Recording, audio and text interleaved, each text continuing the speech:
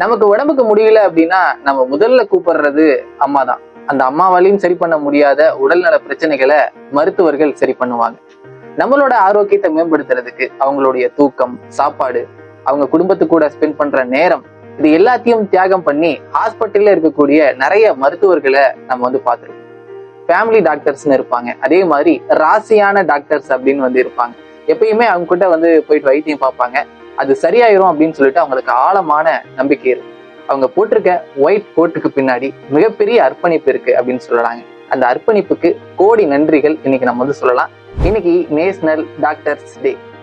இந்த நாள்ல உங்களுக்கு பிடிச்ச மருத்துவர், நீங்க தேங்க்ஸ் சொல்லணும்னு நினைக்கிற மருத்துவரை நம்மளுடைய கமெண்ட் பாக்ஸ்ல அவங்களுடைய நேமை மென்ஷன் பண்ணுங்க. அதே மாதிரி நம்ம சோனா எஃப்எம் என்றும் நலமுடன் நிகழ்ச்சியில தொடர்ச்சியா மருத்துவர்கள் பேசிட்டே இருக்கிறாங்க. அவங்க ஏன் இந்த டாக்டர் ஃபீல்ட சூஸ் பண்ணாங்க அப்படின்னு சொல்லிட்டு நம்ம என்றும் நலமுடன் நிகழ்ச்சியில 2 மணில இருந்து 3 மணி வரைக்கும் பகிர்ந்துக்க போறாங்க. கட்டாயமா அந்த நிகழ்ச்சியை கேளுங்க. மீண்டும் ஒரு முறை மருத்துவர்கள் அனைவருக்கும் இனிய மருத்துவர்கள் தின நல்வாழ்த்துக்கள். நன்றி.